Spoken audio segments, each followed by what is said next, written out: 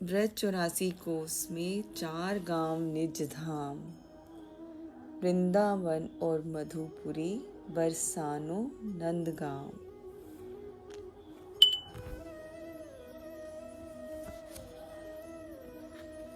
मथुरा का हम भ्रमण कर रहे हैं ब्रज 84 कोस में।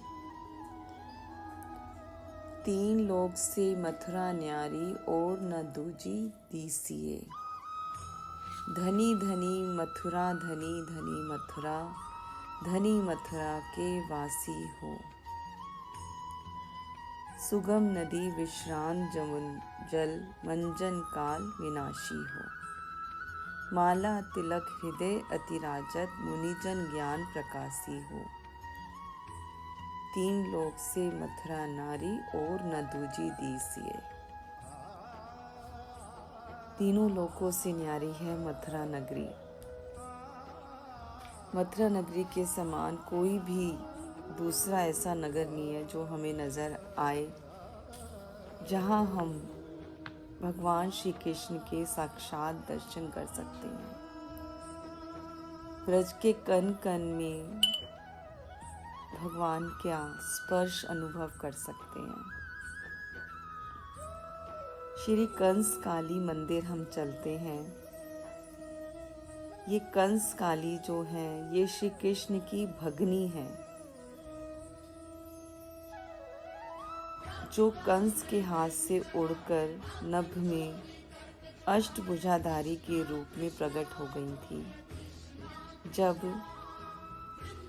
कारागार में पहुंचे कंस, उन्होंने पुत्री को देखा तो आश्चर्यचकित हो गए कि ये नहीं हो सकता, छल किया गया है मेरे साथ। और उन्होंने क्रोध में आके जैसे ही उस पुत्री को उठाया तो वो योग माया का रूप धारण करके आकाश में उड़ गई।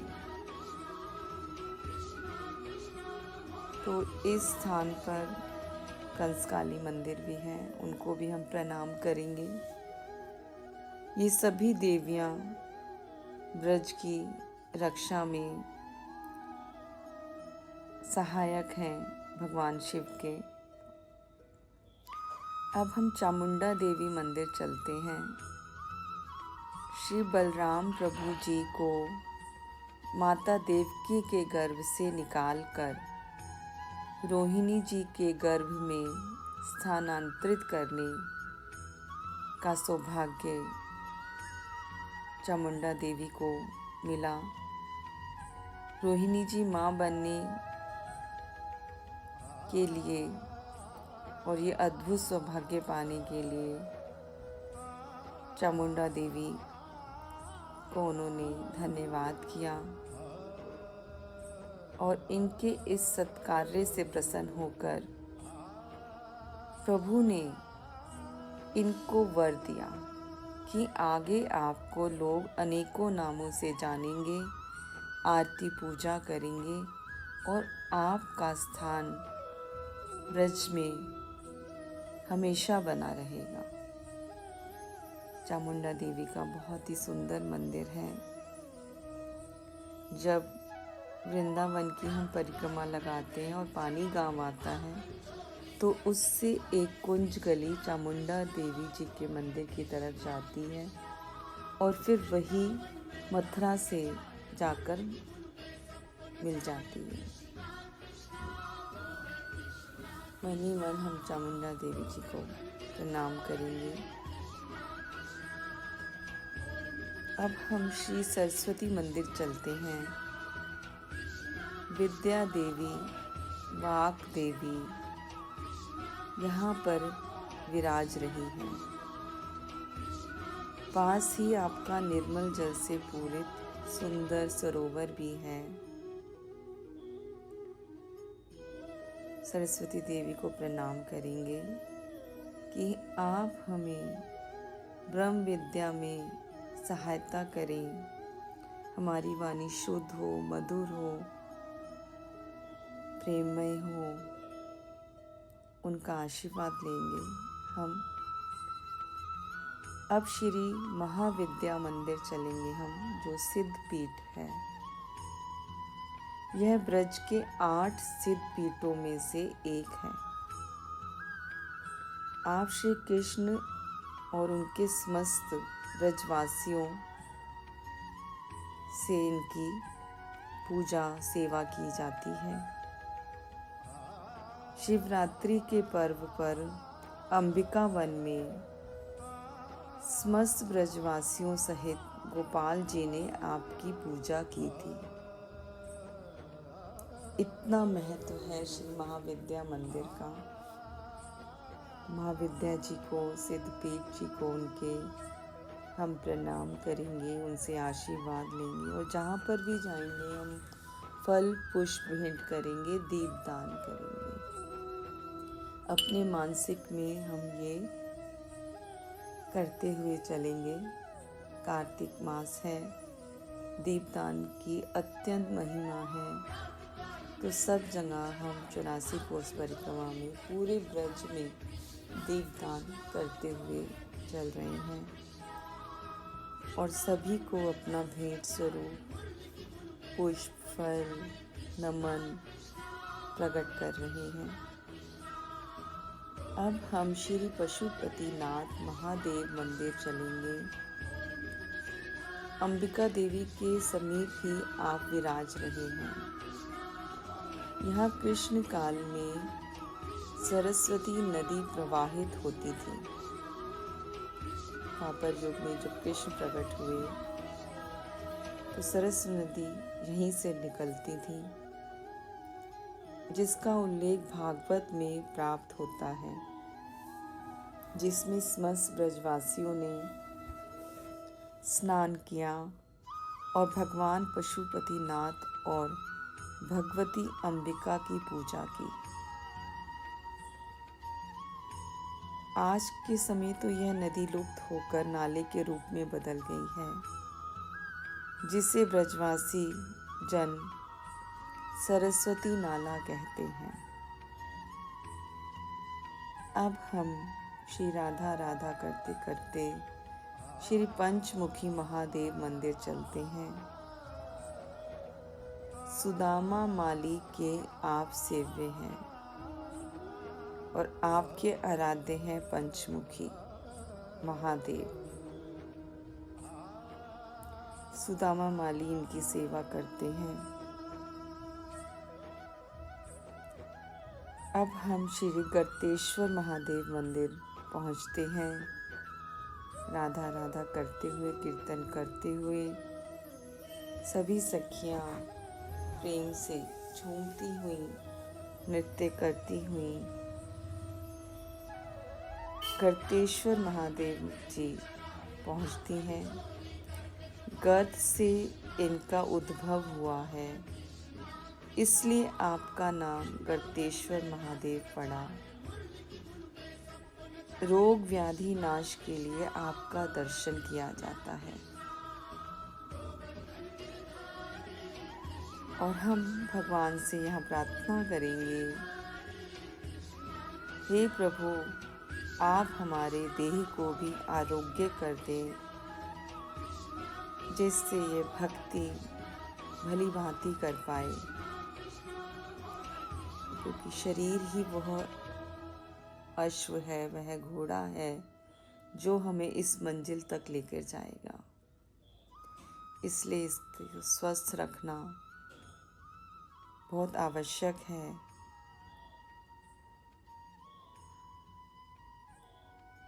धाम में आज भी इसी भाव से सब भक्त प्रवेश करते हैं कि यहाँ पर श्री हरि विराजमान हैं, हमारे प्यारे श्याम सुंदर विराजमान हैं। साक्षात स्वरूप है उनका ये धाम, ये ब्रज, ये 84 कोस। जितना हम सुंदर अपना भाव बनाएंगे, उतना ही हमें कृपा प्राप्त होगी। जब हम ऐसा भाव बनाते हैं तो दिव्य चक्षुओं से वो हमारे दृष्टिगोचर हो जाते हैं। जितना हम शुद्ध भाव बनाते हुए चलते हैं उतना ही शुद्धता हमारे नेत्रों में, हमारे भावों में, हृदय में प्रकट होने लगती है। तो हम अपने भावों को शुद्ध करते चलें कि हमें भगवान श्री कृष्ण का अनुभव हो, नेत्रों से उनके दर्शन हो। इस भाव में बहुत ही करुणा है, कृपा है। श्री राधा राधा करते करते हम सतोहा पहुँचते हैं। यह शांतनु जी की तपोस्थली है। यहाँ पर शांतनु जी ने तप किया और उनके तप के प्रभाव से गंगा जी ने उन्हें भीष्म जैसे पुत्र को प्रदान किया। यहीं पर शांतनु सरोवर भी है। इस स्थान को, उनकी तपोस्थली को हम प्रणाम करेंगे और शांतनु सरोवर में हम आचमन करेंगे, सरोवर की सोनी सेवा करेंगे और दीपदान करेंगे।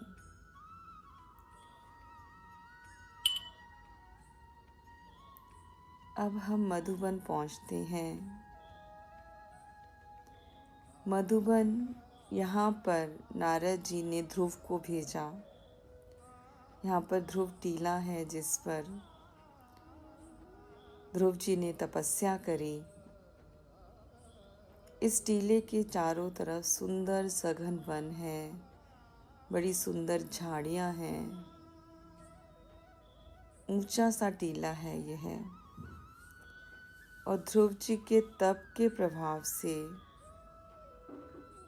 ध्रुव जी ने काल को जीत लिया। वो कालातीत हो गए। ऐसा कहते हैं कि यहाँ पर नित्य श्री कृष्ण रहते हैं। जब ध्रुव जी यहाँ आए और उन्होंने कृष्ण लीलाओं का ध्यान किया, वो लीलाएं जो श्री कृष्ण भविष्य में करेंगे, नारद जी ने उन्हें कृष्ण लीला का उपदेश पहले ही दे दिया और उन्हें कृष्ण मंत्र भी दे दिया। और इस टीले पर बैठकर उन्होंने भजन किया, मंत्र जप किया। कृष्ण लीलाओं का स्मरण करते करते 1 मास जब हो गया तो उन्होंने 3-3 रात्रि के अंतराल से कैथ और बेर के फल खाकर शरीर का पोषण किया। 2 मास होने के बाद 6-6 दिन सूखी घास एवं पत्ते खाकर कृष्ण की आराधना की और फिर उन्होंने और तप बढ़ाया। 3 महीने में 9 दिन के अंतराल पर केवल वह जल पर ही रहे। जल पीकर उन्होंने अपना भरण पोषण किया। 4 महीने में 12-12 दिन के अंतराल में श्वास खींचने लगे। भक्ति की पराकाष्ठा देखिए। 5 वर्ष का बालक है ध्रुव और भक्ति उसकी कितनी ऊंची है। 5 महीने में तो उन्होंने श्वास लेना भी बंद कर दिया।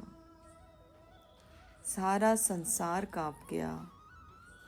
ऐसी उग्र तपस्या देखकर भगवान भी चकित हो गए और वह स्वयं ध्रुव के दर्शन करने के लिए यहाँ आ गए।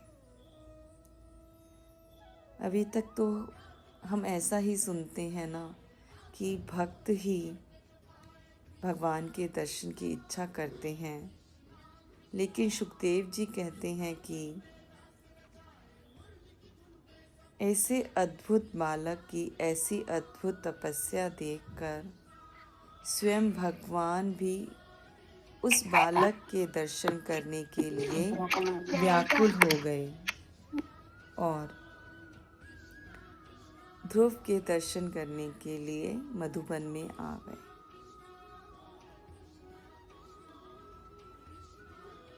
मधुबन के शेष भाग में जो कुंड है, बहुत ही प्रसिद्ध कुंड है, उसे मधुसूदन कुंड भी कहते हैं। यहाँ पर लवणासुर का वध किया था शत्रुघ्न जी ने त्रेता युग में। मधुबन सख्य लीला और श्रृंगार लीला का प्रसिद्ध स्थल है। द्वापर युग में श्री कृष्ण मधुबन में आते थे अपने सखाओं के संग गैया चराने के लिए और फिर यहाँ पर सुंदर सुंदर लीलाएं करते थे। और नंद रानी यशोदा मैया उनको छाक भेजती थी। यहाँ छाक लीला होने से सख्य लीला हुई। श्रृंगार की लीला में भी श्री कृष्ण महारास में घूमते घूमते यहाँ आ गए। गर्ग संहिता में वृंदावन खंड में इसका वर्णन मिलता है कि यहाँ पर बहुत बड़ी सुंदर सभा हुई संगीत की। मधुबन में श्री कृष्ण ने बंशी बजाई क्योंकि यह बड़ा ही मीठा वन है। यहाँ पर ध्रुव जी ने तपस्या करके और शत्रुघ्न जी ने लवणासुर का वध करके इसको अत्यंत पवित्र बना दिया। तो भगवान को मधुबन बहुत ही प्रिय है। यहाँ की लताएं पताएं, लीलाएं, श्री कृष्ण का रास बहुत ही इसको महत्वपूर्ण बना देता है। यहाँ पर रागों का गान किया गया। भैरव राग, मेघ मल्हार, दीपक, मालकोस, श्री और हिंडोल जैसे अनगिनत राग अनुराग यहाँ पर संगीत सभाओं में गाए जाते। ये राग मधुबन में राधा कृष्ण ने गाए थे। कोई और नहीं, स्वयं श्री राधा कृष्ण इन रागों को गाते और इनमें अपनी जान फूंक देते। दीपक से ज्योति जलती है। जब दीपक राग गाया जाता था तो उससे ज्योति जल जाती थी। पूरा मधुबन ज्योति से प्रकाशित होने लगता था। जगह जगह दीप जलने लगते थे। भैरव राग गाने से सबके भीतर चेतना आ जाती है। मेघ मल्हार से वर्षा होने लगती है। मालकोस से भक्ति आती है। जब मालकोस राग गाया जाता है तो हृदय भक्ति से भर जाता है। और श्री राग से कल्याण होता है और हिंडोल राग से आनंद उत्पन्न होता है। इसलिए ये राग भगवान ने मधुबन में गाए और उसके बाद नृत्य किया। यहाँ 8 ताल, 3 ग्राम और 7 स्वरों से रास किया भगवान श्री कृष्ण ने रासेश्वरी श्री राधा रानी के साथ। कहते हैं, ग्रंथों में लिखा हुआ है, वर्णन है कि यहाँ पर रासेश्वरी श्री राधा रानी ने रासेश्वर की उंगली पकड़कर उन्हें नृत्य कराया।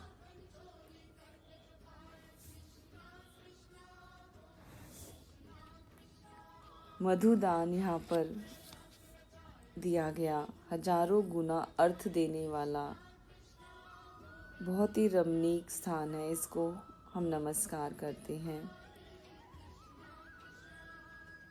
मधुसूदन कुंड जो है वो तीर्थराज माने जाते हैं। उनको हम नमस्कार करते हैं। उस कुंड की हम सोनी सेवा करेंगे। और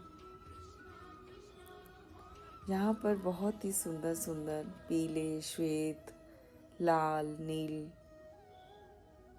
निर्मल जल में कमल के पुष्प खिलते हैं। सुंदर हम पुष्पों का चयन करके घाट को सजाएंगे, दीपदान करेंगे। बहुत ही सुंदर भाव बनाएंगे। मधुबन में बहुत सुंदर सुंदर भगवान ने लीलाएं करी हैं। अब हम तालवन चलते हैं।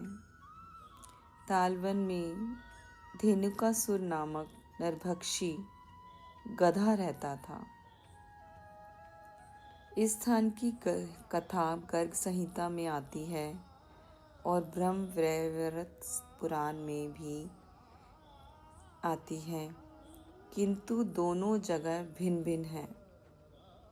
कथा थोड़ी सी दोनों में भिन्नता है। भागवत जी व गर्ग संहिता अनुसार तो धेनुक का वध दाऊद जी ने किया और वैवर्त पुराण के अनुसार धेनुक का वध श्री कृष्ण जी ने किया। देवऋषि नारद जी गर्ग संहिता में बताते हैं कि राजा भूलाश के अनुसार जब वो उनको कथा सुना रहे थे, तालवन में ताड़ के सुंदर सुंदर बड़े बड़े वृक्ष लगे हुए थे और उन पर फल लगे थे, जिसकी सुगंध चारों ओर फैल गई थी। किंतु धेनुकासुर के भयवश उस वनस्थल में कोई भी नहीं आ जाता था। धेनुक राक्षस कंस का सखा था। उसमें करोड़ों सिंहों की शक्ति थी, इतना ताकतवर था वो। एक बार ग्वाल वालों ने भूख लगने पर ताड़ के पके हुए फलों की सुगंध लेते हुए राम श्याम से कहा, भैया आज तो ताड़ फल खाने की बहुत ही इच्छा हो रही है। दाऊजी निर्भय होकर ग्वाल वालों को लेकर तालवन में पहुंच गए। ग्वाल वाल पके पके फल नीचे गिराने के लिए वृक्षों को हिलाने लगे और टप टप करके फल नीचे गिरने लगे। फलों के नीचे गिरने की ध्वनि से धेनुक राक्षस जाग गया। क्रोध में रेंगता हुआ आया और उसने आते ही दाऊद जी के वक्ष पर दुलत्ती मारी। दाऊद जी ने उसके पिछले दोनों पैर पकड़ लिए और आकाश में घुमाते हुए विशाल ताड़ पर दे मारा। वह वृक्ष ही गिर पड़ा जो धेनुक उस पर गिरा था। फिर धेनुक ने दाऊद जी को 1 योजन दूर धक्का मार दिया। तब दाऊद जी ने उसे पकड़कर ऐसा घुमाया कि उसका मस्तक फट गया और वह अचेत होकर गिर पड़ा।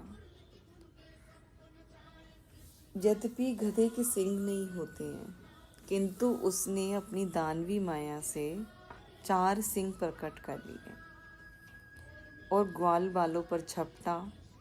ग्वाल वालों ने सोचा कि ऐसे समय में कृष्ण बलराम हमें अकेला नहीं छोड़ेंगे, तो उन्होंने सोचा कि हम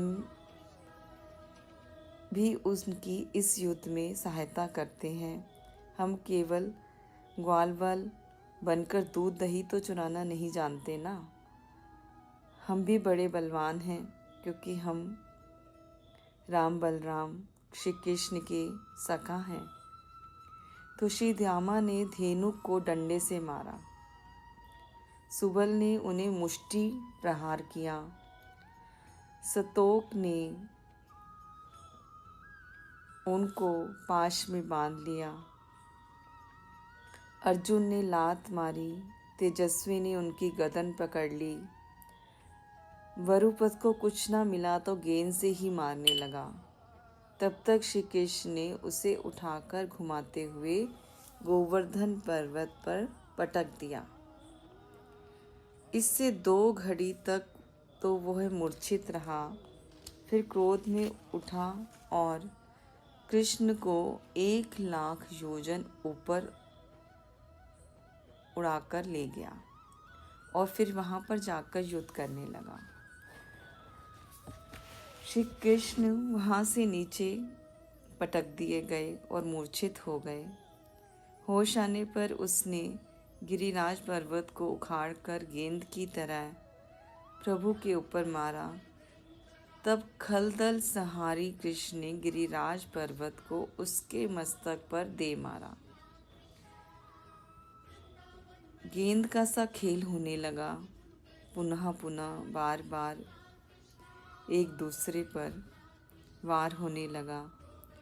अंत में श्री कृष्ण जी ने उस पर्वत को अपने पास रख लिया और तब उसने पुनः धरा को विदीर्ण करते हुए दाऊ जी के पक्ष पर दुलत्ती मारी और गर्जना करने लगा।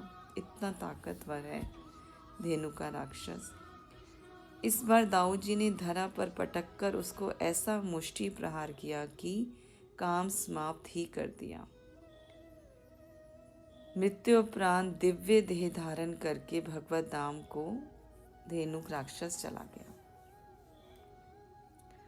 राजा बहुलाश ने प्रश्न किया नारद जी से कि ये धेनुकासुर पूर्व जन्म में कौन था? प्रभु से वैर करने पर भी उसे दिव्य धाम प्राप्त हुआ। तो नारद जी ने कहा, राजन, प्रहलाद पुत्र विरोचन से बलि उत्पन्न हुए और बलि के श्रेष्ठ पुत्र का नाम था साहसिक। एक बार 10,000 स्त्रियों के साथ गंधमादन पर्वत पर विहार कर रहा था। साहसिक निकट ही एक कंदरा में दुर्वासा जी तप कर रहे थे। भोग में मनुष्य इतना भूल जाता है कि वह कहाँ खड़ा है और उसे क्या करना चाहिए। इतना मतवाला हो जाता है भोग भोगते हुए, उसे किसी मर्यादा का ध्यान नहीं रहता। कहाँ हंसना है, कहाँ बोलना है, वो अपने मत में चूर रहता है। तो दुर्वासा जी ने जब देखा उसका ये मत, तो उनके तप में व्यवधान हुआ, उनकी साधना खंडित हुई। कंदरा से बाहर आकर उन्होंने साहसिक को श्राप दे दिया। मूर्ख, गधे की तरह भोग में लगा हुआ है। पशुओं में भी जो गधा जानवर है, गधा योनि है, सबसे ज्यादा भोगी होती है।